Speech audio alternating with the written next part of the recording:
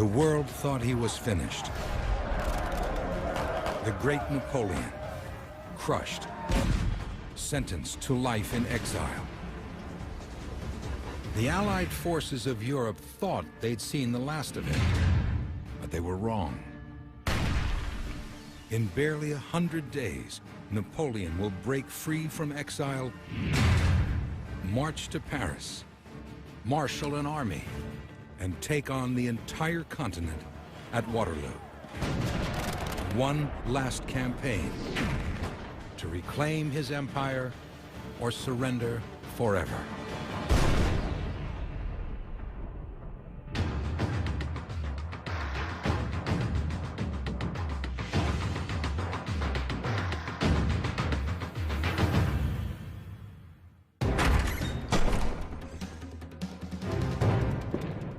In his darkest hour, a conqueror's resurrection begins with his destruction. April 12, 1814. The man who had all of Europe at his feet is about to have his empire ripped from his grasp.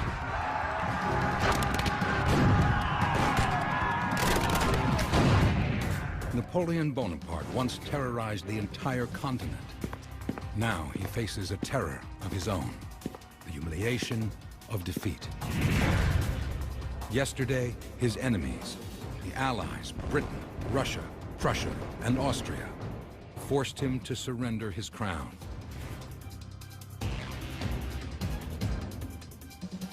Napoleon's ambition had cost France close to 1 million men. With the stroke of a quill, it's over.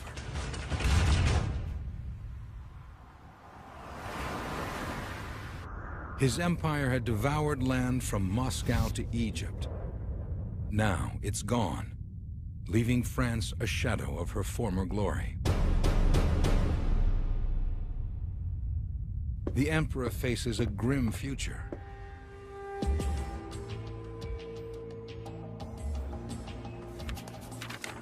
His enemies have stormed the gates of Paris.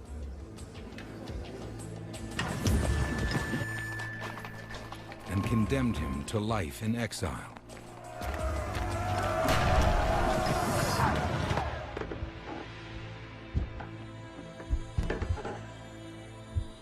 Terrified of what lies ahead and haunted by the past, Bonaparte calls it quits.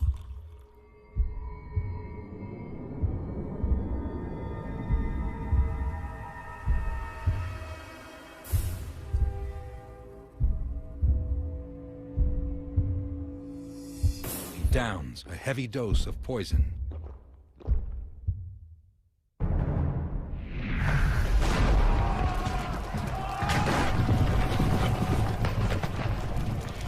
After 2 decades of conquest, Napoleon is giving up.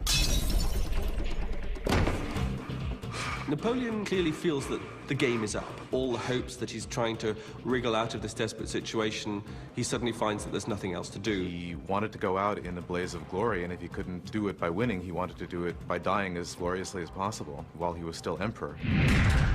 Napoleon's determination propelled him from the hills of Corsica to the streets of the French Revolution, from the battlefields of Russia to the throne of a French empire that rivaled ancient Rome. When Napoleon was just 23 years old, he was still unknown. 4 years later, he was the greatest general France had seen in centuries. 2 years after that, he was the ruler of France. 6 years after that, he ruled the largest empire that Europe had seen, probably since the Romans.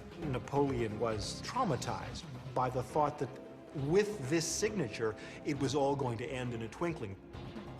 His imperial dreams snuffed out, Napoleon is determined to die with it. But the poison doesn't work.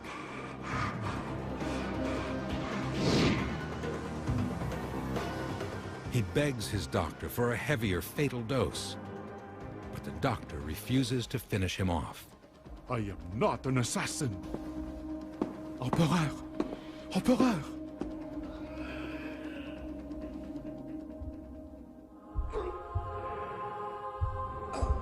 Napoleon had gambled his empire and lost it all.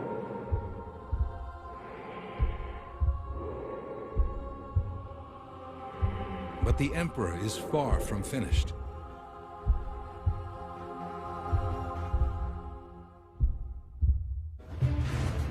While Napoleon laments his past, the Allies plot his future.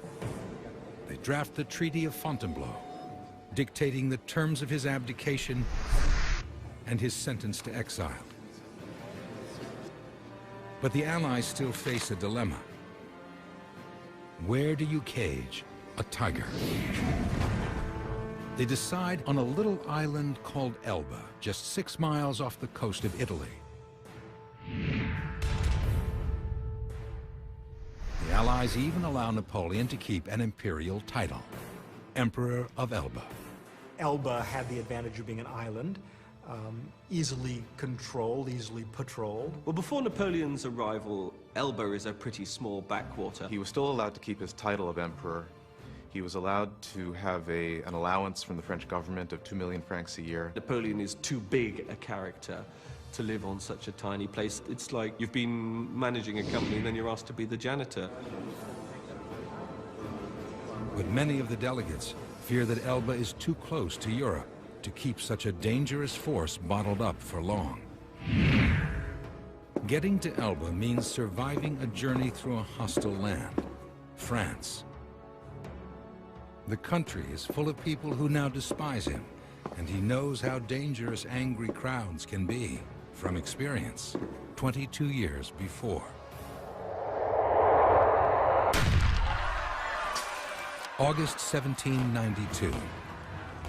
The Revolution. King Louis XVI was under attack as the French took to the streets of Paris, calling for democracy. At 23, Napoleon was swept up in the tide. On August 10th, a mob marched on the Tuileries Palace to confront the king. Napoleon had a front row view. What he saw would scar him forever. The mob slaughtered the king's guards, tearing their corpses to pieces.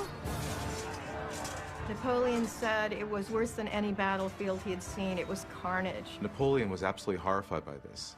He was someone who had a great deal of enthusiasm for the revolution. But when he saw this bloodshed, it simply confirmed in him a disdain, a contempt for the crowd. 3 years later, Napoleon's contempt for mob rule catapulted him to the front ranks of the revolution. October 5th, 1795. A mob of the king's supporters marched on the revolutionary parliament. Napoleon received orders to stop the attack and seized the moment to make his mark. In the late summer of 1795, there were royalist protesters in Paris who wanted to overthrow the government, and the government called out the standing army. This was the first time in the history of the French Revolution that the army had been called out to suppress the crowds. The mob approached, swelling to more than 20,000. Napoleon ordered his cannon loaded not with cannonballs, but with grape shot, small pellets, to hit more bodies with every blast. They dragged the cannons up to a church in central Paris called Saint-Roch, not far from the Tuileries Palace, and as the royalists streamed down towards this church, Napoleon famously shouts, "Fire!"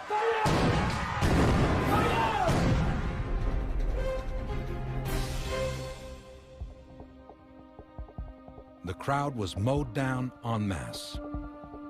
It was just massive carnage, blood and death, and the crowd realized in one swoop, this was not crowd control like they'd ever known. Napoleon would later boast that he cleared the streets of Paris with a whiff of grape shot. His reward was a promotion to Major General. He had made his mark by soaking the streets of Paris with French blood. just a hint of the horrors to come.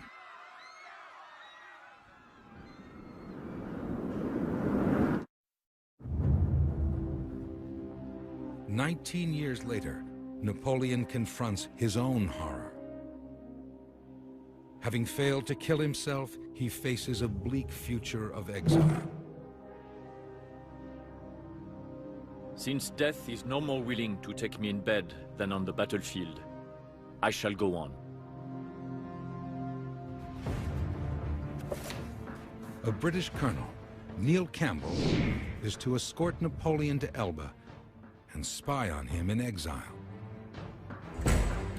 When Campbell arrives at Fontainebleau, he finds the ex-emperor a nervous wreck. Napoleon agonizes over his defeat. He paces constantly, chewing his knuckles raw. Napoleon certainly had reason to fear assassination, and by 1814 he was really hated by a lot of the French. France was filled with, at this point, a great number of royalists who loathed and hated Napoleon and would have been happy to kill him. And so there was good reason to think that he could have been assassinated. On his last day at Fontainebleau, Napoleon bids farewell to his most loyal troops, the famous French Imperial Guard. I have sacrificed all my rights, and I'm ready to sacrifice myself, for all my life has been devoted to the happiness and glory of France. With a last cry of "Long live the Emperor," Vive l'Empereur! Napoleon Bonaparte begins the dreaded journey into exile.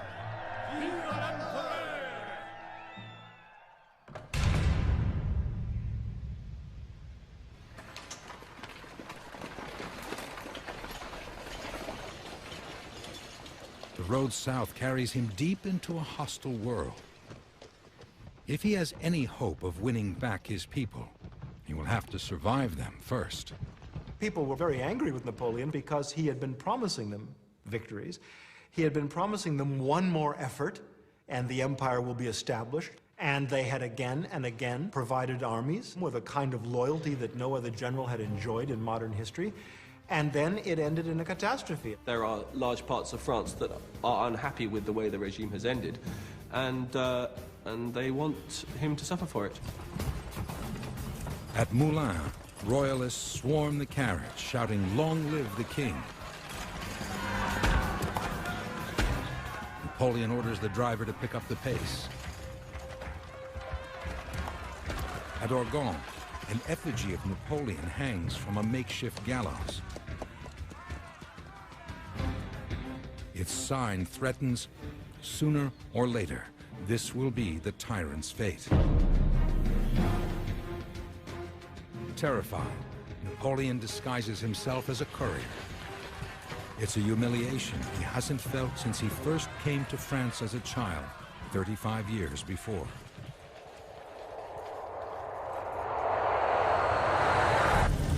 April 23rd, 1779.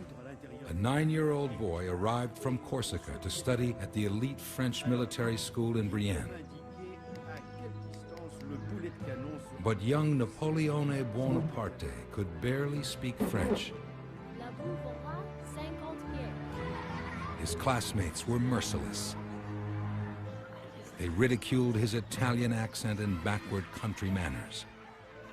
Napoleon was exotic for them. He was an oddity. He came from Corsica. He spoke French with a heavy accent. He's only recently just learned French, really, and they make fun of him. They make his name sound like a piece of straw on your nose. Instead of Napoleon, it sounds like Napoleone, which means in French, you've got a piece of straw on your nose. The Corsican boy grew bitter. He called his classmates hereditary asses, the scourge of the nation. He declared, "I shall do these French all the harm I can." Napoleon graduated in 1784 and entered the École Royale Militaire. He soon became a French patriot and would bring both harm and glory to the French people he once reviled.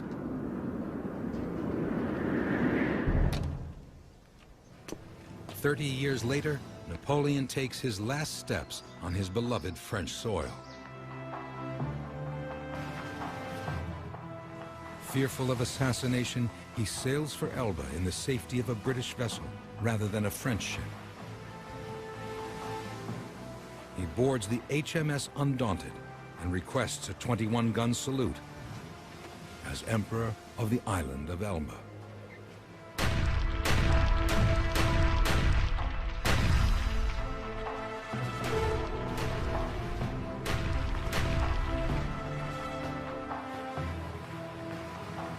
As Napoleon is shipped off into exile, his enemies gather to toast the tyrant's defeat.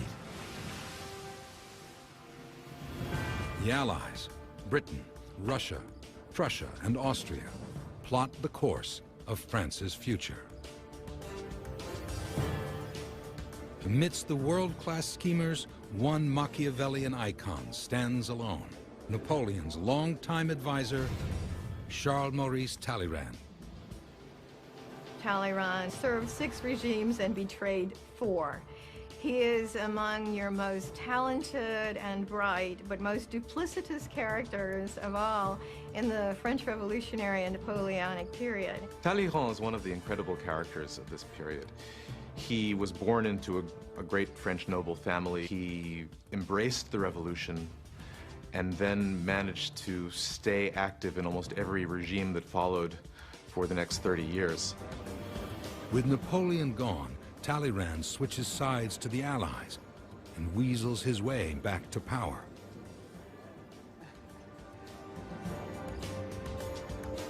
But a cloud of doubt hangs over the proceedings. Is Elba really far enough away?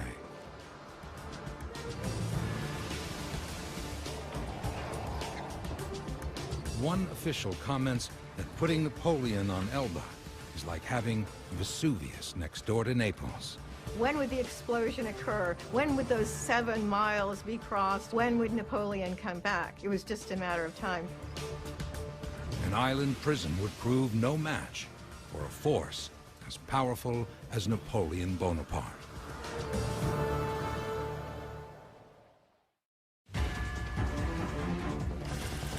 May 1814. The British frigate the Undaunted arrives at the island of Elba and discharges its precious cargo. The island's new emperor, Napoleon Bonaparte. Only 6 miles from the Italian coast, this speck of land is where Napoleon will be confined, for now.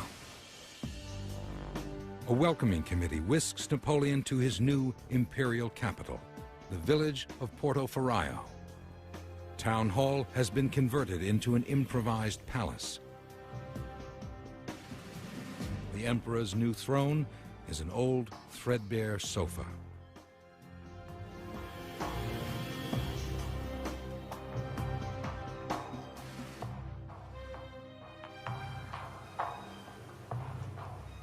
The rest of his island is a disease-ridden rock, only 17 miles long.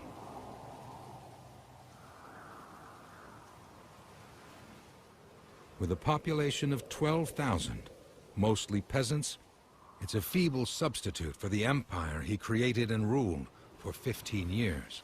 From the moment Napoleon set foot on Elba, he was thinking how he could recommence his fabulous destiny. When Napoleon got to Elba, clearly he was thinking about ways to return to France. He was not somebody who was ready to settle down in retirement in a place like Elba, not yet. But while Napoleon takes stock of his new home, someone else is getting comfortable in his old one. Tuileries Palace in Paris. Napoleon's old co-conspirator Talleyrand has made himself kingmaker.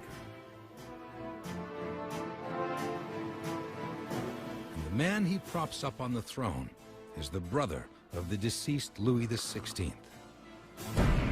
Louis XVIII weighs in as the latest Bourbon king of France. But his 300-pound figure hardly inspires enthusiasm in the people. Louis XVIII was fat, he was gouty, there were all sorts of rumors about his impotence, he was not a charismatic figure in the least, and Nobody can be very charismatic in comparison with Napoleon. Louis inherits a shattered economy, decimated by Napoleon's wars. He slashes the army's budget, throwing 250,000 soldiers out of work. As an insult, he stiffs Napoleon, refusing to pay his pension.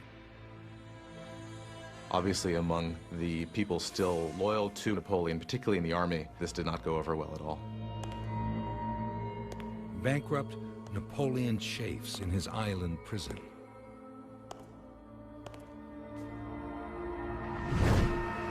Exile is unacceptable, especially for a man who's worked miracles since he first led men to war 18 years before. March 1796. After Napoleon's triumphant whiff of grape shot, one French official warns, promote this man, or he will promote himself. At 26 years old, Bonaparte was a major general with a thankless mission: the endless campaign against Austria for control of northern Italy. The young general took command of an army of some 40,000 hungry and ill-equipped men. When Napoleon took over the army of Italy in 1796, it was in desperate shape. The men did not have enough to eat, their uniforms were in tatters. Above all, they didn't have the boots to march. One of his famous declarations is, you are poorly fed, you are poorly dressed, and you've got no food, but we're going to win anyway. Napoleon taught his men to live off the land. He camped with them, ate with them, and won their undying devotion.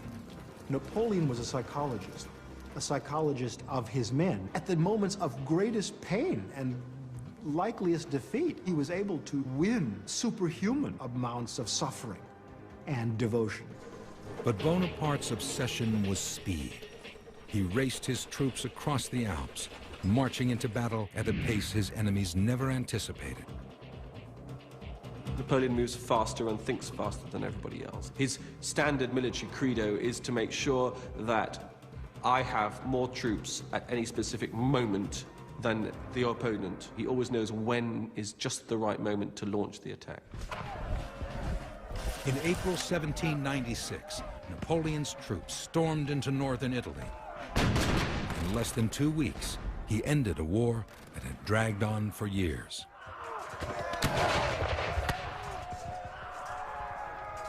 He then took the battle to the Austrians. In the border town of Lodi, he marched his troops over a bridge and straight into the Austrian guns. His men charged into a death trap. But French cavalry swooped in on the Austrians, handing the lucky General Bonaparte a surprise victory.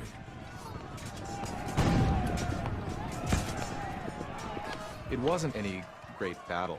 In fact, it was a bit of a mess. It wasn't a particularly great performance by Napoleon or by his army, but he won the battle and started to establish the legend. Napoleon is a great publicist. He is the master of spin. Throughout the whole of the Italian campaign, he's publishing his own newspapers, which say things like, floats like a butterfly, stings like a bee. This is the kind of thing he's printing in his own newspapers about himself.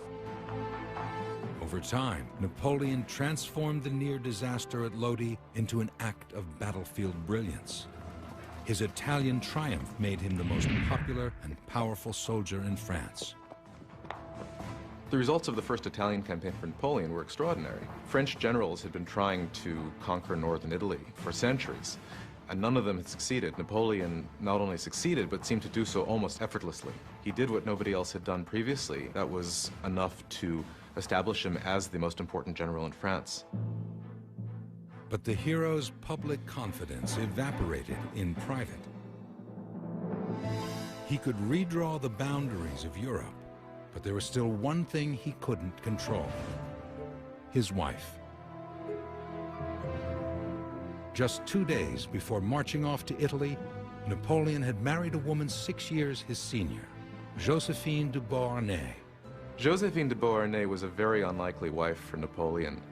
She was older than he was. She was a Creole, originally from the island of Martinique in the Caribbean. She had been widowed when her husband was sent to the guillotine in the Revolution. Napoleon is obsessed with Josephine. He's completely bowled over by her, as we see from the early letters. These extraordinary, passionate letters that he writes day after day.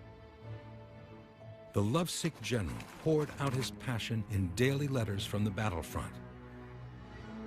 Josephine sent almost nothing in response.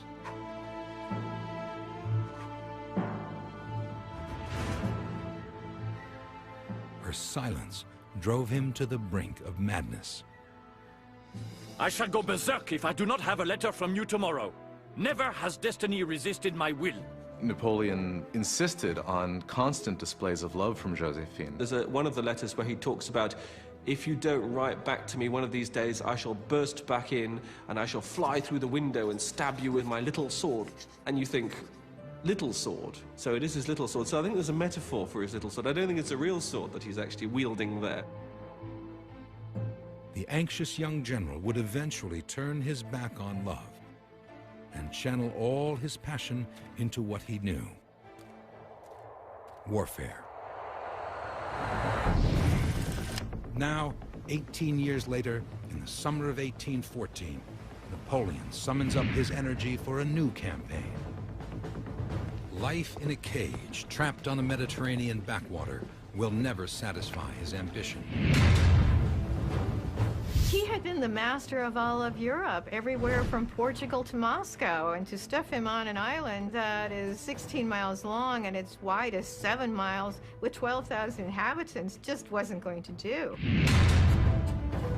When you are on a small island, once you have set in motion the machinery of civilization, there is nothing left to do but perish from the boredom, or to get away from it by some heroic venture. Napoleon Bonaparte is about to launch an attack that will shake all of Europe. February 1815. Napoleon Bonaparte has been caged on Elba for 10 months. But even in exile, ambition dies hard, and he gives his island prison an imperial makeover.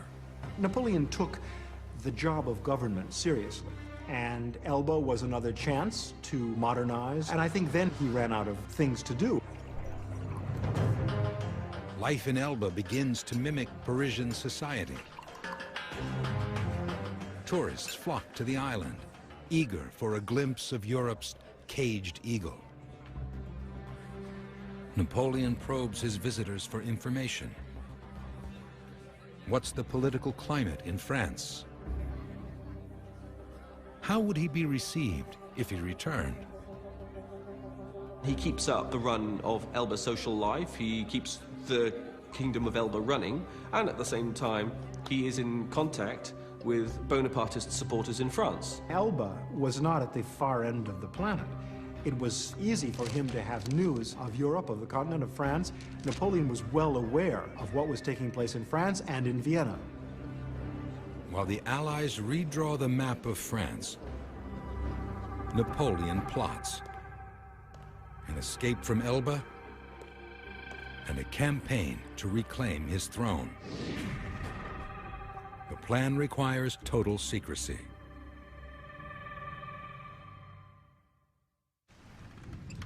Elba's token military comes complete with a warship, the Inconstant.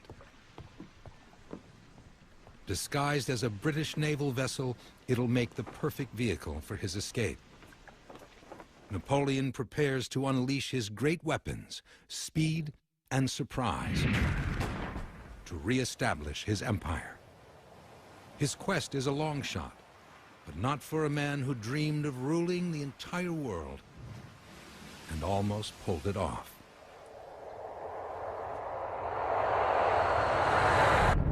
May 1798. Young General Bonaparte dreamed of conquest. His global ambition found an ally, Talleyrand. The devious foreign minister suggested he begin with Egypt. The British dominated world trade. To destroy their monopoly, Talleyrand convinced Napoleon to cut off their supply routes in Cairo. On May 19th, Napoleon set sail with more than 35,000 men.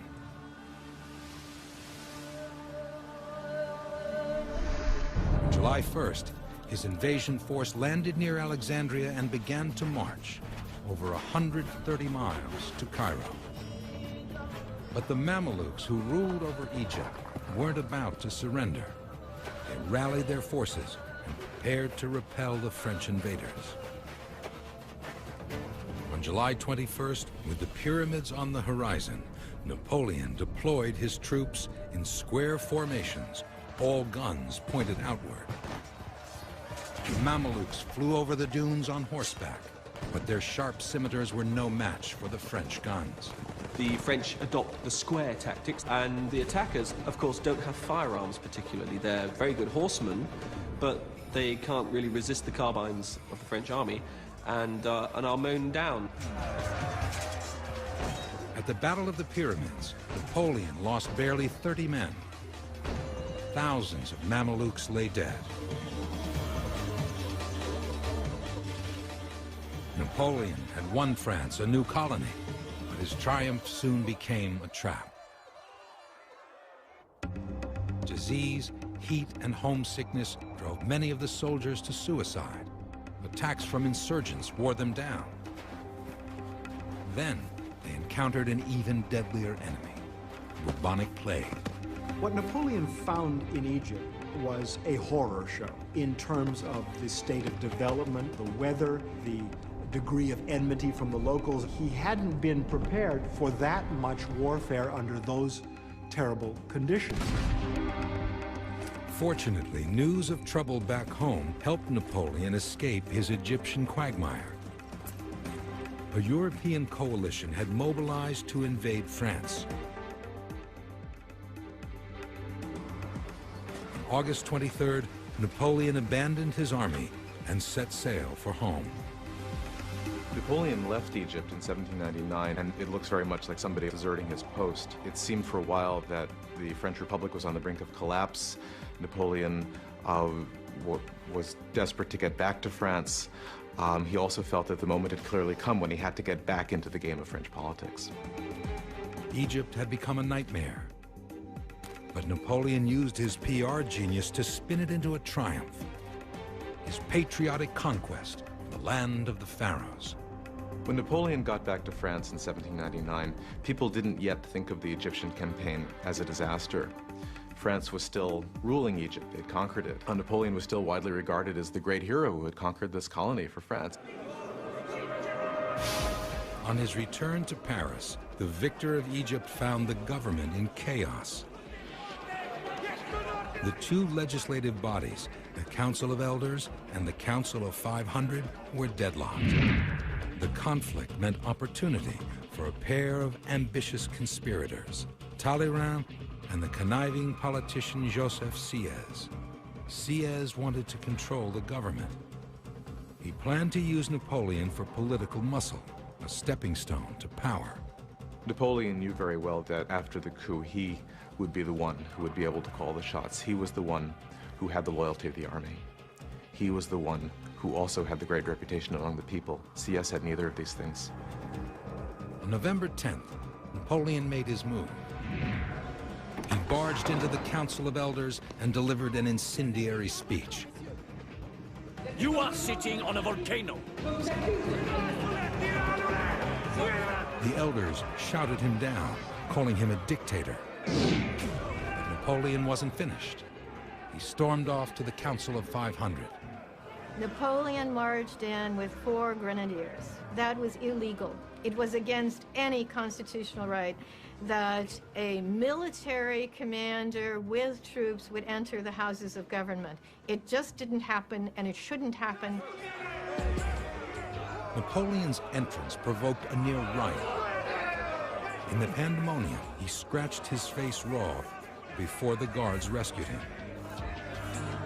For once in Napoleon's life, he was quite unsure of himself. He blustered, he faltered, he essentially ran out. Then another Bonaparte stepped in, Napoleon's brother Lucien.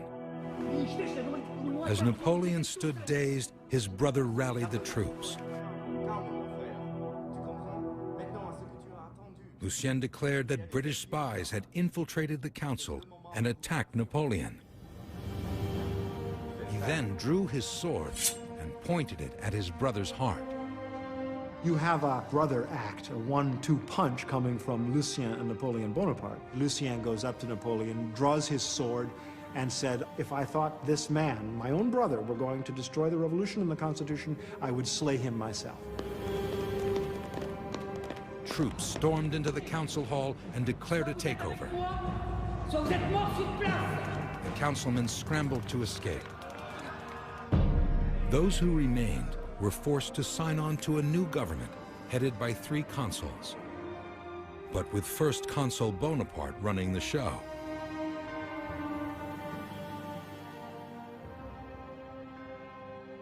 Napoleon, the 30-year-old general, was officially the government of France, the embodiment of the will of the French people.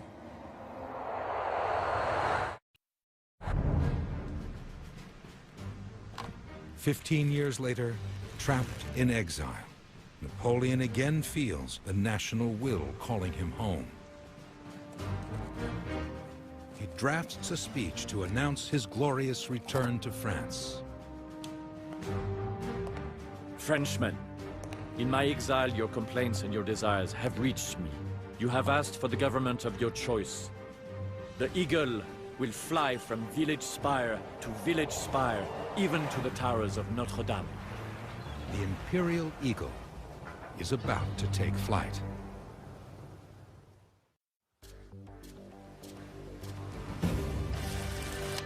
February 26, 1815. The most dangerous prisoner in Europe is about to stage a breakout. Napoleon Bonaparte is escaping from Elba. Accompanied by a contingent of imperial guards, Napoleon boards the ship the Inconstant and sails for home. A prisoner of his own ambition, Napoleon wants his empire back. An empire he imposed on the world when he crowned himself emperor 10 years before. After seizing power as first consul, Napoleon quickly stabilized the country, stamping out the spasms of violence that had rocked France since the Revolution. What Napoleon accomplished as first consul was really very considerable. He imposed order, and he set up the basis of a durable government. Napoleon snuffed out critics and opponents of his new regime with harsh justice. The repression sparked growing resentment, and one band of angry citizens vowed to make the new first consul feel their hatred. Christmas Eve, 1800.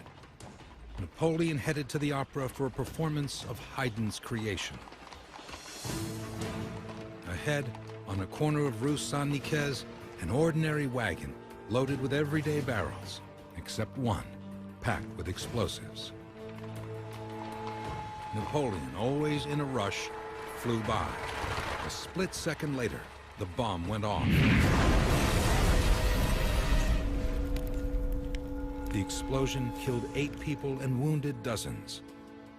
But Napoleon wasn't among the casualties. He actually went to the opera and put in an appearance there, and when news spread that he had almost been assassinated, the spectators simply rose up and cheered him. The attempt on his life gave First Consul Bonaparte an excuse to crack down even harder and cement his grip on power. Thereafter, people ask the question, what happens if Napoleon dies? And so Napoleon encourages the debate as to what happens to the state if he's not there. Napoleon called for a national referendum. By a vote of over 3 million to 8,000, he was elected first consul for life. But even lifetime dictatorship couldn't satisfy his ambitions. Well, Napoleon is eventually convinced that in order to establish a really durable regime, and in order to be accepted by the rest of Europe, he has to be a monarch. Napoleon proclaimed the birth of a new empire, a power base beyond any king or queen, a realm with a new Caesar at its head, Emperor Bonaparte. To declare yourself emperor was in no way the same thing as making yourself king. In making himself emperor, Napoleon and his contemporaries did not see himself as becoming a monarch in the old regime sense of the term. He was occupying a Roman position that had all the glory that attached to Roman history. On December 2nd, 1804, Napoleon's family, his court, and the Pope himself gathered in the darkness of Notre Dame Cathedral. Napoleon Bonaparte, a 35-year-old Corsican upstart, raised a crown of golden laurels and placed it on his own head. He staged this incredible, grandiose coronation ceremony for himself, but also to get the Pope there, to get the Pope in his presence so that Napoleon would be accepted as legitimate by Catholics both inside of France and outside. I wanted to rule the world, and in order to do this, I needed unlimited power. The world begged me to govern it. Sovereigns and nations vied with one another in throwing themselves under my scepter. In a single moment, Napoleon served the world notice. His ambition knew no limits. His empire would have no boundaries. The benefits of the coronation, in terms of the effect it had on Europe, the other monarchs, the fact that the Pope came to Paris and performed this ceremony was spellbinding. To prove himself worthy, the self-proclaimed emperor needed a battle that would make history. 1 year later, he got the perfect opportunity. October 1805, Napoleon's old enemy Austria was on the offensive. The Austrians wanted to keep the upstart empire out of northern Italy. They forged an alliance with Britain and the giant of the East, Russia. Napoleon struck back with his Grande Armée. He crushed the Austrians with ease. Then Napoleon tackled the giant. He found the Russian army camped with Austrian forces near the town of Austerlitz. Napoleon spends about a week before the battle going around the area, reconnoitering it, making sure he knows what's going on. He has about 100,000 troops gathered around this battlefield of Austerlitz. Napoleon opened with a bluff. Pretending to retreat, he lured the enemy into treacherous ground. A battlefield surrounded by hidden French troops. Leading the Russians into battle was Tsar Alexander. But Alexander was a novice on the battlefield and no match for the military mastermind of the era. The men around the Tsar Alexander, including the Tsar Alexander, were young hotheads. And they were convinced that the French were vulnerable, and so they attacked. Alexander marched his army straight into Napoleon's trap. French troops slaughtered thousands of Russians. Tsar Alexander barely escaped with his life. At Austerlitz, French forces wiped out a third of the Russian army. And one man emerged as the military master of Europe, the Emperor Napoleon. Austerlitz shows Napoleon at his strategic best as an intuitive general, sensing what the terrain calls for and how the psychology of the enemy can be best exploited to use that to fight them against themselves. Napoleon's triumph demonstrated his perfection of the art of war. And the Bonaparte hype machine made the most of it. The other greatness of Napoleon is, after the battle, writing it up, telling the story of the battle in such a way as to make it look as though he had been a grand strategist who planned this very battle 6 months before. What in effect was a game of poker, he made out to be a round of chess. 9 years later, Napoleon prepares to recapture the glory of Austerlitz. The coast of France looms on the horizon, but the former emperor doesn't know whether he'll be cheered on arrival or shot. After 10 months in exile, Napoleon once again plants his feet on French soil. Vindication or defeat, his fate lies ahead on the road to Paris.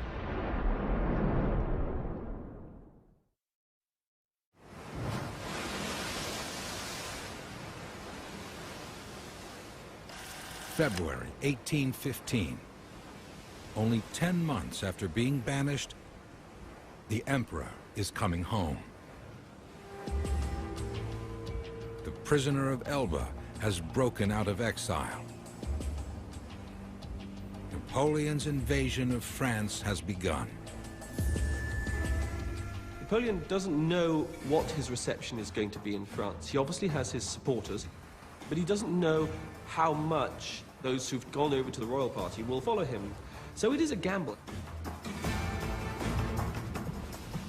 Napoleon lands at Gulf Juan with secrecy on his side. But the emperor wants his comeback seen as a legitimate return to power, not a military coup. Well, one thing that Napoleon had to promise the French at this point was that he would not plunge them back into the kind of disastrous wars, and that he would not reestablish the kind of repressive regime that he had presided over during the empire. So Napoleon promised that he would try to take back France without firing a shot. Napoleon's audacious march on Paris begins in the foothills of the Alps. Napoleon and his men move like the wind, 30 miles in 24 hours. They pass through Castellane, Digne. Still, no one rises up to stop him. This man has bled the French Empire dry. He has left the bones of men and boys to bleach on the sands of Egypt, on the steppes of Russia, in central Germany, in northern Italy, in Spain. He has brought his empire down with a resounding crash around him. How is it that the French don't shoot him on sight? I suppose it's possible that had he landed in the wrong area, had he come across a military detachment that was loyal to the new government, he might very well have been shot. But he was lucky, as so many times throughout his career. He met with a population that hailed his return. And then very quickly, the army did start going over to him. This was obviously the crucial thing. 500 miles away in Vienna, the Allies plot the future of France. Then they hear the stunning news. Bonaparte has escaped. When the Allies meeting in Vienna hear that Napoleon has left Elba and is going back through France and is attracting support, they describe him as a general outlaw. And so he is someone who has to be stopped. No one in Vienna feels the heat more than Charles Talleyrand. He has sold out Napoleon to win clout in the new French regime. Then comes word that his old partner is back in business. Talleyrand's schemes are about to be smashed to bits. Talleyrand began making sure that he could control the internal affairs of France during whatever period Napoleon would be there. The great leaders of Europe mobilize to retaliate. One advantage for the Allies is a hostage they hold in Vienna. The one thing Napoleon wants most, his 3-year-old son.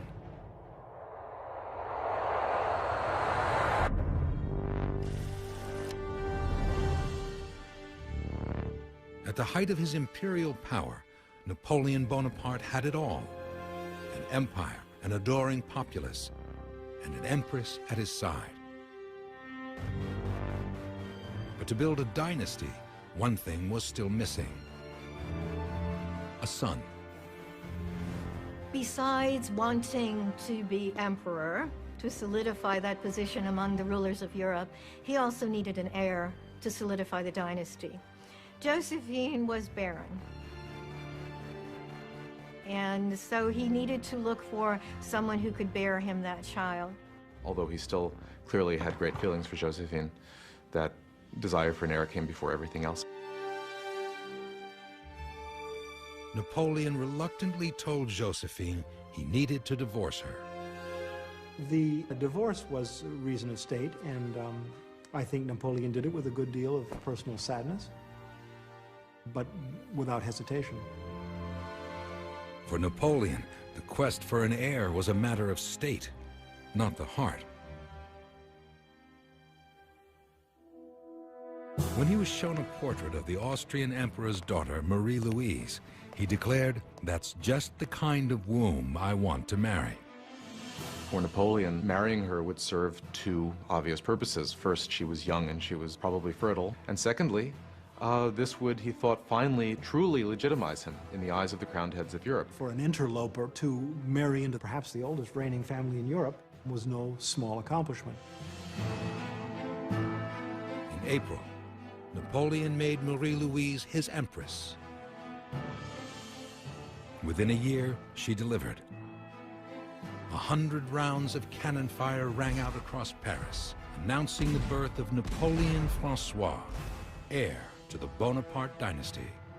The birth of Napoleon's son was one of the great events in his life. He felt finally that the continuity of the empire had been assured and that his name would live forever as the founder of a new dynasty of French monarchs. During Napoleon's exile, Marie-Louise fled to Vienna with their child. The father of the would-be dynasty was denied any contact with his son. 1 year later, Napoleon is back to reclaim his throne and an empire for his heir. But first he must once again win the hearts of the French people. On the long road to Paris, the emperor's charm begins to work its magic. The march to Paris is one continuous set of good news, and at almost no point along the way does anything go against him. He's either able to avoid hostile areas, or he simply is able to win the soldiers over to him, and more, this becomes legendary as it's happening. In the town of Gap, a few old officers join the crusade. The next morning, cheering crowds trail the troops for 6 miles. Napoleon's comeback is gathering strength. In Paris, a letter arrives for Louis XVIII. The message: Napoleon is on his way to Paris. The king cries out, "It is revolution once more." His house folded like a house of cards. Just one after another, everything fell apart. Louis still really didn't even know what to do. In desperation, King Louis officially declares Napoleon a traitor. It's now every loyal French soldier's duty to kill Bonaparte on sight. March 7th.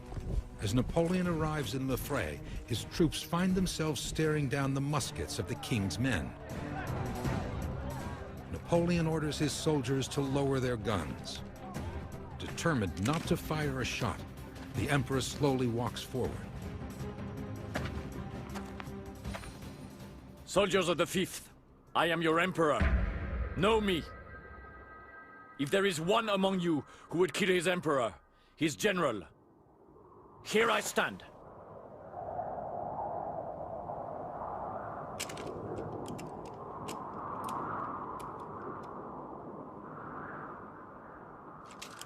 The king's men drop their guns. Shouting, "Long live the emperor," they rush to embrace Napoleon. This power of character somehow makes the troops that were opposing him join him and continue this extraordinary flight of the eagle, as it's called, when he comes up from the south of France to Paris. It's hard to say whether Napoleon still had a real spell over France at this time, but he had a spell over the army. He was the person who had brought them, yes, to terrible defeat, but he had also brought them to glory. He had inspired incredible loyalty in the French army, and this great gesture of coming back to France, of defying the Allies, of landing, simply inspired people in a way that hardly anything has ever inspired people in history. And they followed him. It was really a good indication to Napoleon that his personal charisma was still there. And from then on out, he was building an army, and that whole spirit, yes, we can have it back. Yes, we can be great again. Here he is to lead us on. It was there.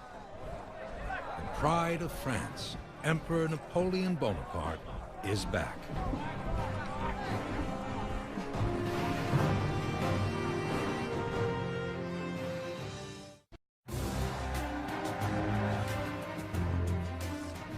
Napoleon Bonaparte has broken out of exile and won back the countryside.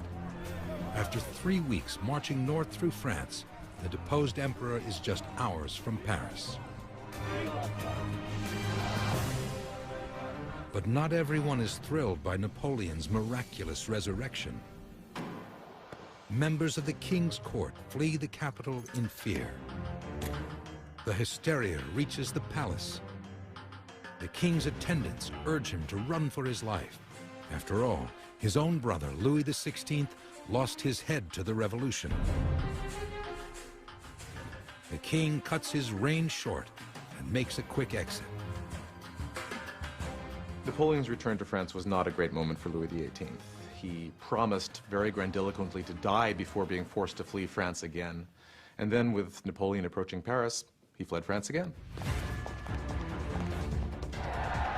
On March 20th, cheering crowds carry the emperor into the Tuileries Palace. His comeback is a triumph.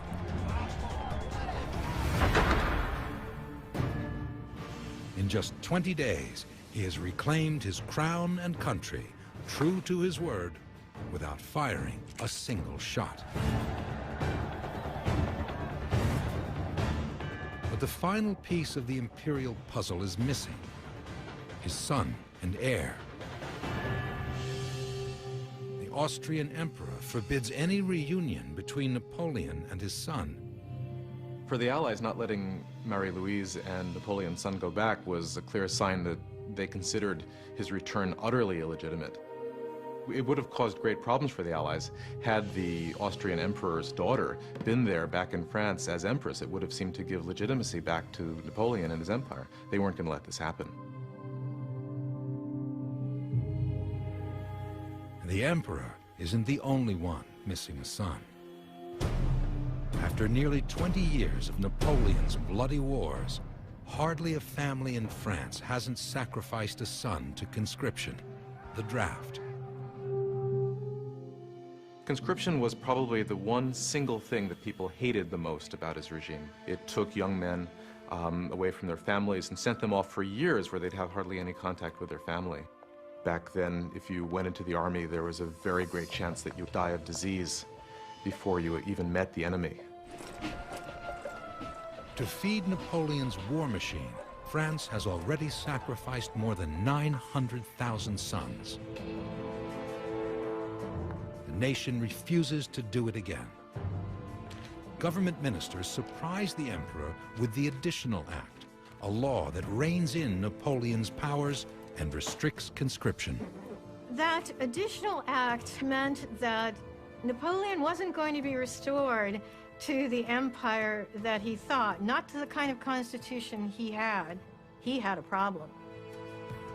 Without the draft, Napoleon is powerless against his enemies. Meanwhile, the Allies gather in Vienna and plot to eliminate him permanently. And no one in Vienna shares more history or hatred of Napoleon than Alexander Romanov, the Tsar of Russia.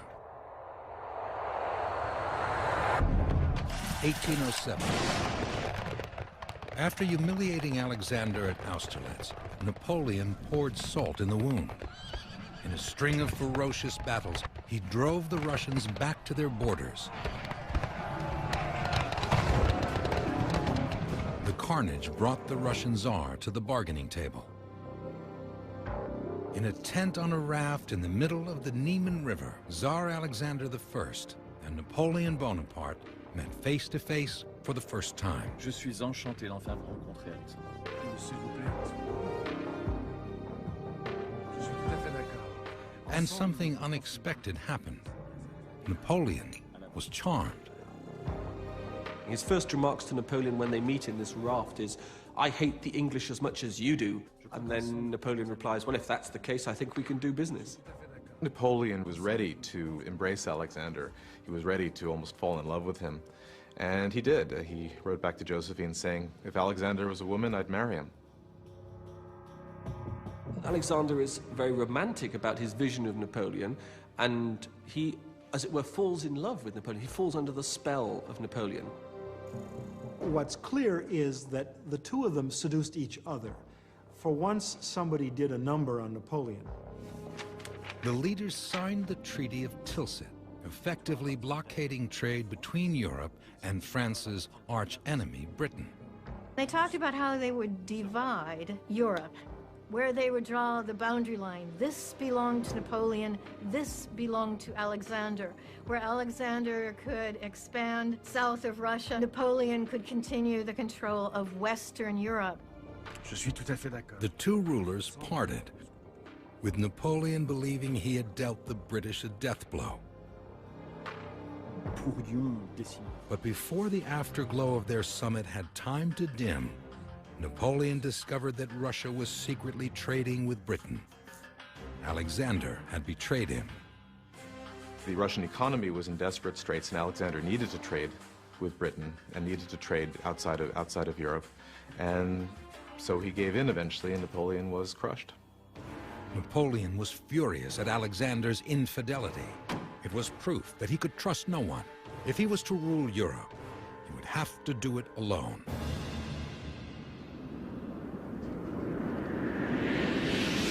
Spring 1815. Russia and the rest of Europe are again uniting against him. The resurrected emperor must fight. But after his breathtaking march back to power, Napoleon believes nothing is impossible. Russia, Prussia, England, Austria, let them all conspire to crush him. He can build a new war machine to recapture his glory, whether his people like it or not. The emperor is back and ready to take on the world.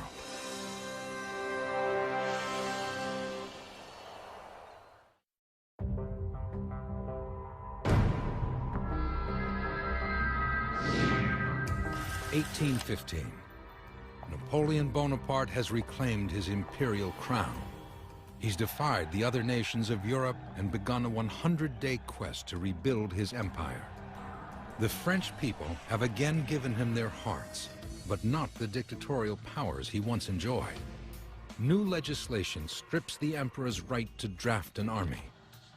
But laws have never stopped Napoleon before.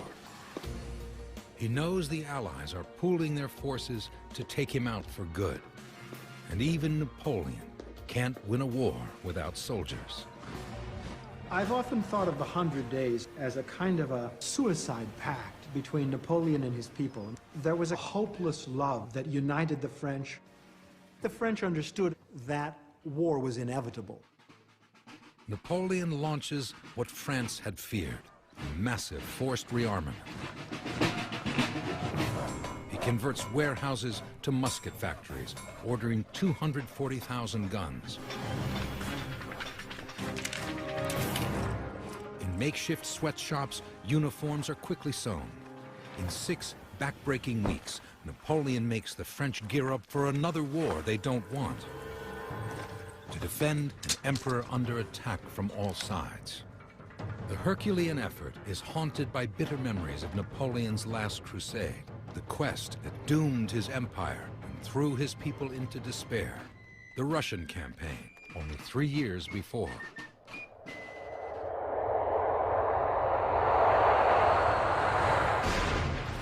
June 1812.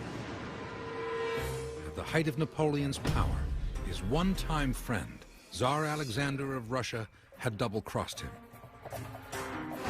To punish the Tsar for secretly trading with Great Britain, Napoleon staked everything to invade Russia. What he wanted to do is he wanted to teach Russia a lesson and essentially to humiliate it, to knock it out of the war. He wanted to crush its army. Napoleon drafted men from every corner of his empire, from Poland to Italy, and put together one of the largest armies ever seen in Europe. a fighting force of 600,000 men. The Russian campaign was, without question, the greatest campaign in European military history to that point, and it required all the resources of the Grand Empire to bring it off. Napoleon believed he could do almost anything. You have to remember that. He could move his troops at lightning speed. He could live off the land. He could do all of that. So they would go to Moscow. They would have one great pitched battle. Alexander would capitulate. He would be told his lesson. Napoleon could then control Europe as he pleased. It didn't happen that way.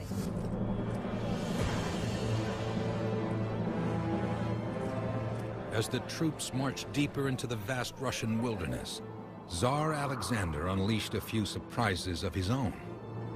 Knowing that Napoleon's men survived by living off the land, Alexander dealt the French a death blow. He scorched the Russian earth, obliterating any hope of foraging for food. The farther the French penetrated, the more the Russians were forced to do that. And then they drew Napoleon and his men farther and farther and farther into Russia. Hunger and fatigue devastated Napoleon's men. Over 10,000 horses died, slowing movement to a crawl. They suffered enormously. For a while, the road there, as dysentery struck, became the longest and foulest open latrine in human history, and the soldiers just died of dysentery. After 2 months' hard marching, Napoleon's Grande Armée caught up with Alexander's men 70 miles from Moscow, near a town called Borodino. 12 hours of combat, non-stop slaughter. The French killed 40,000 Russians.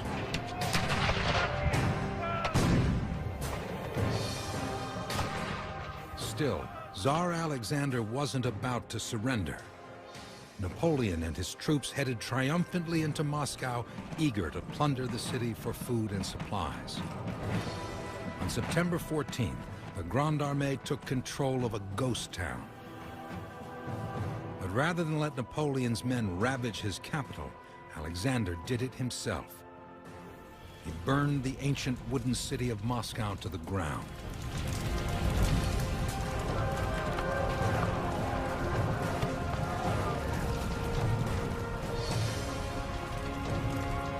The firestorm left little food, few supplies, and winter was approaching fast. He thinks that once I've got the capital city, I should have the control of Russia. But he doesn't. And he doesn't understand why that's the case. Russia is, in fact, this giant sort of, it's not a centralized situation, it's lots of little centers. And so taking the capital city makes no difference whatsoever. Napoleon set up camp in the Kremlin. For weeks, he ignored the warnings of his officers that the time had come to head back to France. It's always been a bit of a mystery to me why Napoleon hung on for as long as he did in Moscow. He certainly underestimated the difficulty of marching out in the winter. 5 weeks passed. Finally, Napoleon ordered the retreat, 1,500 miles back to Paris.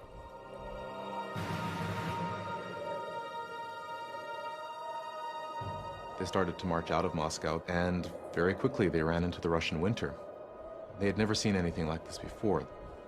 Coming out of Moscow, I think one of the most horrifying scenes is what was left of the Battle of Borodino, which had led the way into Moscow. It had never been cleared. There were half-eaten skeletons lying on this sloping hill.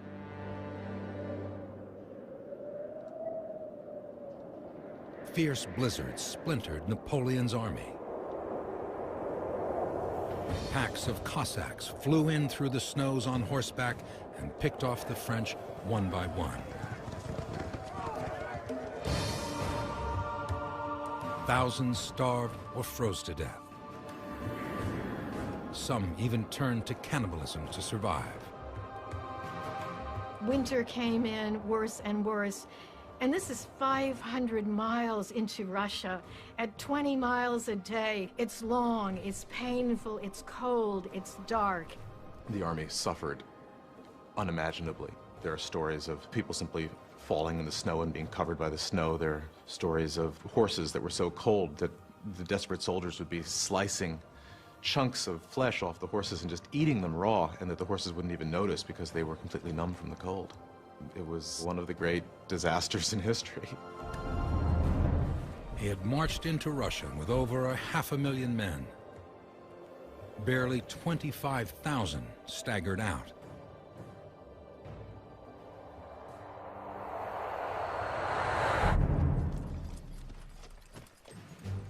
Back in Paris, Napoleon confronted a nation disillusioned by his disastrous Russian campaign. Prussia and Austria were planning an invasion of France, and the French people had little resistance left. Within a year and a half, the Allies marched into Paris, commanded by the man Napoleon had hoped to humiliate, Tsar Alexander. The emperor was forced to give up his throne and was shipped off to exile on Elba. In the spring of 1814, Napoleon's reign was over.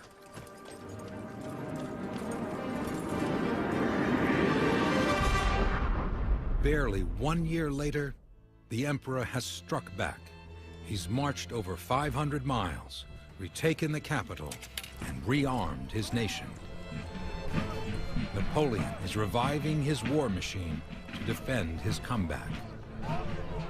Not even the Russian nightmare has humbled him. The emperor is taking France to war one more time.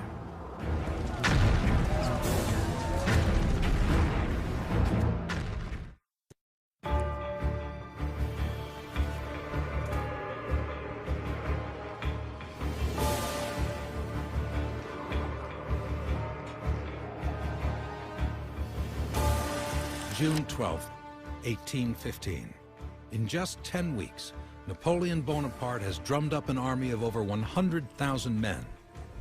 Now he is leading them into a final confrontation. A decisive battle against the Allied armies will restore France's glory and convince the world that the French emperor is here to stay. But the rest of Europe won't stand for it.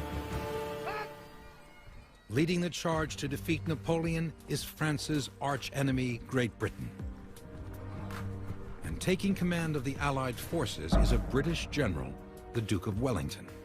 The Duke of Wellington was Britain's greatest general in this time. Incredibly efficient, competent. He liked to fight wars of maneuver. He was not somebody who insisted on fighting the grand climactic battle the way Napoleon did. In this sense, he was really very much Napoleon's opposite as a general. The British were fortunate in Wellington in having a man of similar intelligence to Napoleon, but a very different disposition. Wellington was very good at watching his enemy and in understanding what was giving the French their success, and then, to some degree, using it against them. Since Napoleon's escape, nearly every country in Europe has joined the crusade to crush the outlaw emperor. From across the continent, they send troops to Wellington's army. All of Europe eagerly awaits the coming showdown. Russians, Austrians, Dutch, and Germans all gather in Brussels and join the British to celebrate the impending defeat of the tyrant Bonaparte. The Allied commander is confident that with the Prussians on his side, they can take Napoleon down once and for all. The Allies massed their troops across the border in Belgium. On June 15th, Napoleon marches his men right at them. The emperor declares the time has come to conquer or die. He commands a force of over 120,000 men, but he's about to tackle two armies, the Allies under Wellington and the Prussians, with twice as many soldiers. In the face of such odds, Napoleon's first challenge is to keep his troops motivated. The spell that Napoleon had over the army, particularly over the Guard, continued in the 100 Days, and he was able to raise an army not as large as he wanted, but impressively large nonetheless, and march it into Belgium, where he hoped that he could confront the Allies and beat them decisively. And this is what he promised the soldiers, that they would go, they would have a short campaign and win, and France would be restored to its glory. As his first move, Napoleon takes the Belgian town of Charleroi, step one of his strategy to drive a wedge between Wellington's troops and the Prussians, dividing their strength. To tackle the two armies, Napoleon appoints two seasoned commanders, Michel Ney and Emmanuel Grouchy. Grouchy will help Napoleon take on the Prussians, while Marshal Ney will lead the cavalry against Wellington's forces. On the eve of the battle, Wellington attends a lavish ball for the Allies in Brussels. With Napoleon's forces nearly 2 days away, Wellington is the picture of calm.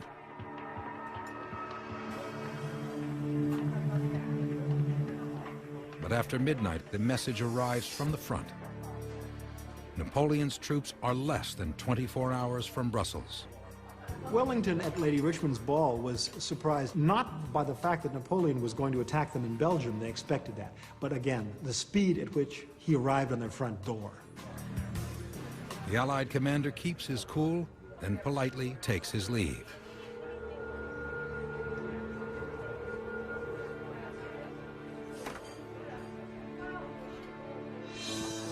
Wellington's plan had been to head off the French at the nearby town of Quatre Bras. Once again, Napoleon has beaten the Allies to the punch. Wellington supposedly remarks, "He's humbugged me, by God," and immediately leaves the ball and starts organizing his army to go fight. Wellington surveys the map for a better spot for the battle. We must fight him here. Time, terrain, and tactics all point to the fields south of Brussels and a village called Waterloo.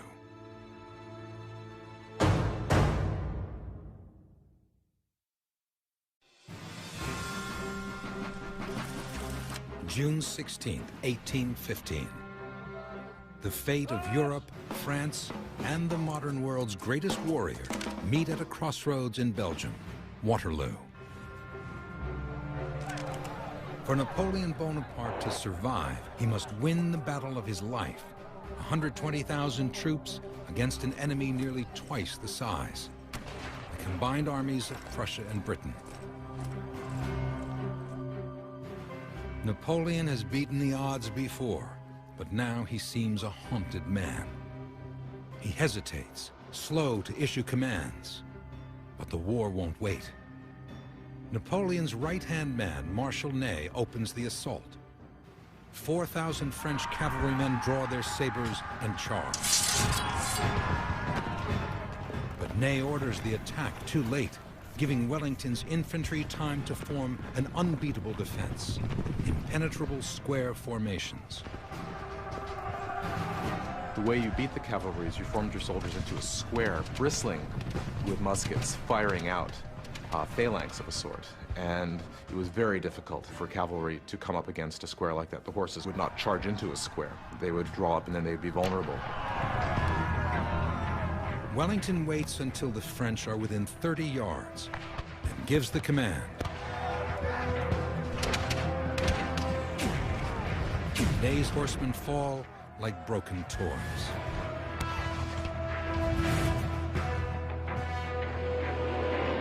The charge by Ney is not supported by the infantry or artillery fire. So they just smash up against the squares, these squares, the famous squares of Waterloo. Ney's cavalry takes such a battering that they have to retreat. Ney's attack is a disaster, but the bad news fails to reach Napoleon. At Ligny, he orders his imperial guards to attack the Prussians on his right. His finest troops launch into the enemy, obliterating whole regiments. As the Prussians fall back, Napoleon sends Marshal Grouchy to finish them off.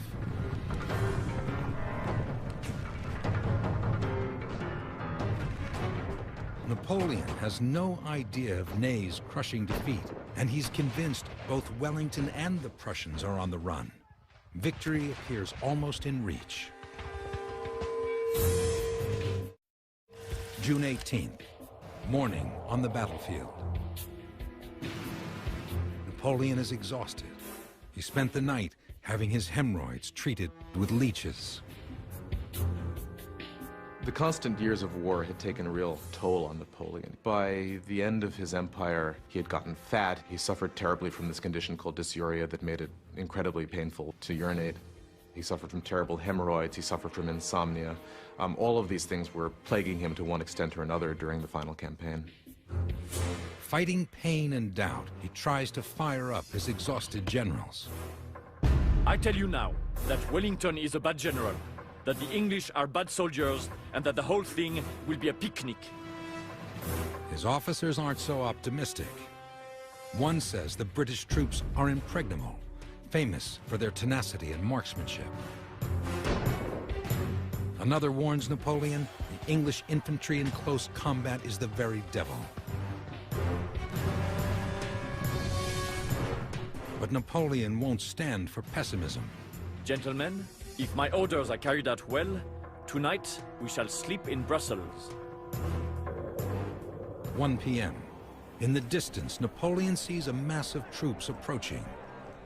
Finally, Marshal Grouchy has returned with reinforcements. Victory is at hand. It was the key moment of the battle when Napoleon saw a mass of troops approaching the battlefield, and his heart leapt because he thought this was Grouchy coming back and bringing him the troops he needed. But closer inspection confirms his worst fears. They're not French soldiers, they're Prussians.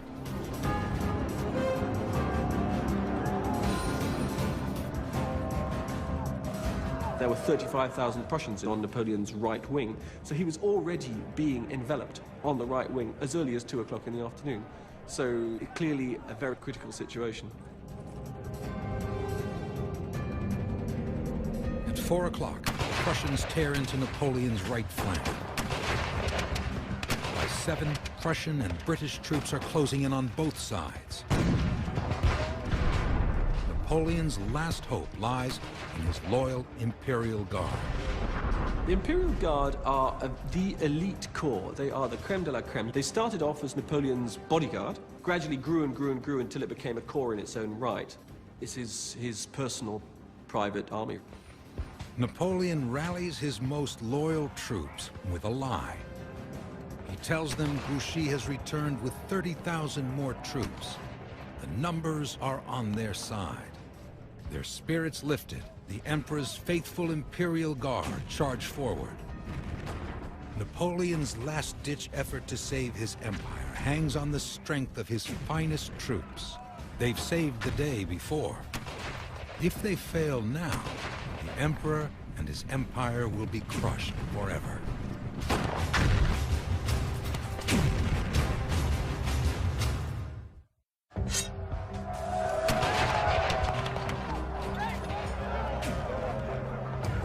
Waterloo, June 18, 1815.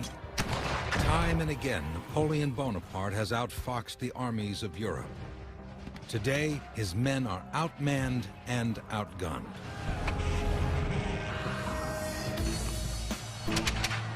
British and Prussian regiments surround the French.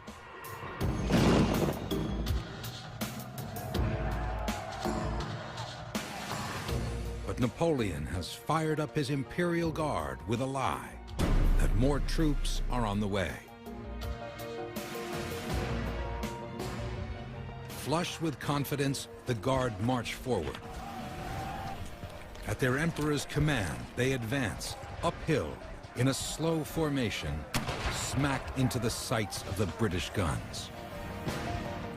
It's hard to say whether Napoleon was at the top of his game at Waterloo. Probably not. There are endless debates among military specialists about whether he was still the genius he was. Certainly he didn't perform as well as he had at the Battle of Austerlitz. The Imperial Guard marches headlong at Wellington's front line. Wellington waits until the French are within 50 paces, then gives the command.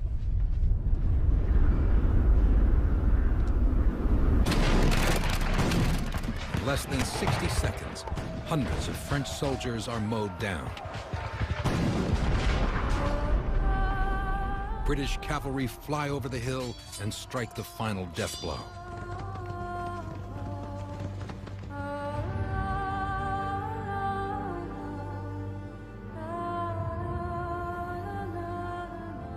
Napoleon tries to rush into the fray.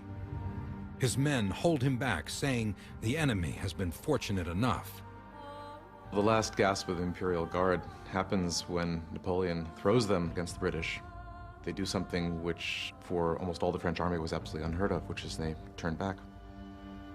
There was the famous statement that the Guard never retreats, it dies. But on this occasion, they retreated.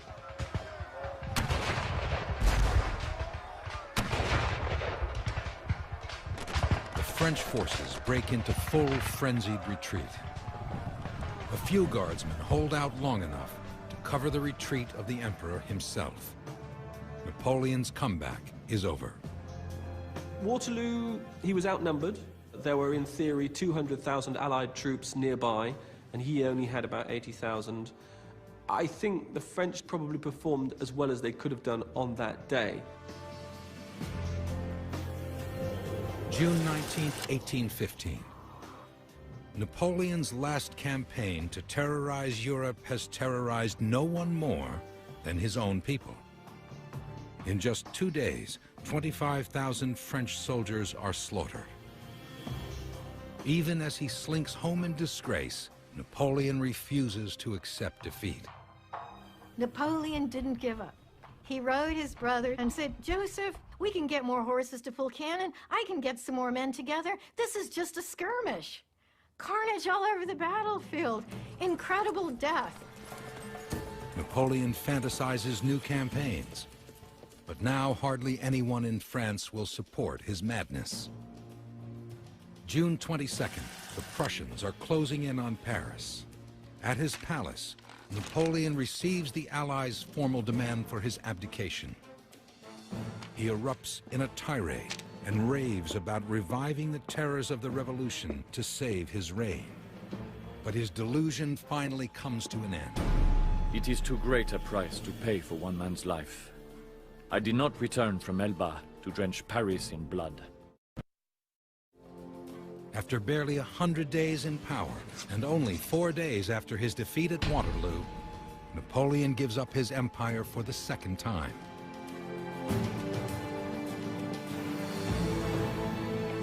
As the Allied armies flood into France, Napoleon flees to Malmaison, the retreat he once shared with Josephine.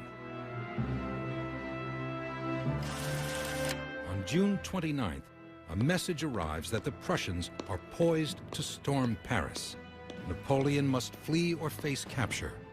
Instead, he explodes in a final outburst. France ought not submit to a handful of Prussians. He rushes up to his bedroom and emerges dressed in the uniform of the Imperial Guard. All is not lost. He pledges a new crusade to crush the enemies at the gates of Paris. After the Battle of Waterloo, with hindsight, it looks pretty clear that this was the end of the road for Napoleon Bonaparte. He really had no cards to play with at this point. And so finally, he dressed this up as doing it for France, that he was doing it for the good of his people who wouldn't be subjected to more war. But really, he didn't have much choice. He had to give up. The Allied armies march into Paris, and Louis XVIII returns to the throne. Barely 1 year earlier, a British frigate transported Napoleon to Elba. Now another British warship carries him away from France and out of Europe forever.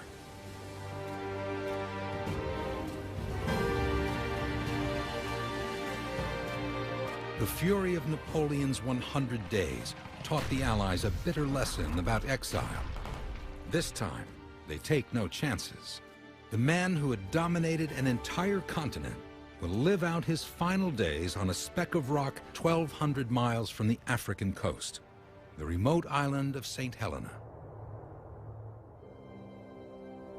17 years of warfare, 6 million people dead. Views on Napoleon's legacy are as sharply divided as the Europe he left behind. When one looks at the legacy of Napoleon, one can take the military side, which says France ended up with less than what she had begun with. But during the wars, there was glory. There was a period when Napoleon could have negotiated with Britain, and they probably would have let him keep what he'd got. But like the gambler who has to keep going, he couldn't stop. What he wanted was not just a peace, but a glorious peace. From Corsica to the crown, from exile in Elba to the apocalypse of Waterloo, his greatest gamble was his ill-fated imperial comeback. In just 4 months, he escaped from Elba, marshaled an army, and challenged all of Europe. His 100 days of power culminated in an epic final battle. One man's will versus an entire continent. The 100 Days, the return from Elba, in the annals of adventure, remains one of the most unusual episodes in human history. Napoleon himself, when he was in exile in St. Helena, famously remarked, "What a novel my life has been." People could hardly believe that a single man had done this. It really seemed like something out of the most fantastic sort of fiction.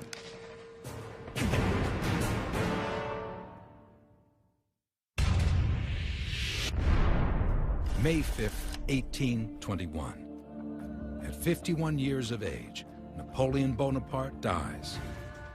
The Corsican upstart who shook the world enters the realm of history. Napoleon's life seems to be what you can do if you try hard enough. So that's the enduring fascination for people, is that somehow he's an image of success.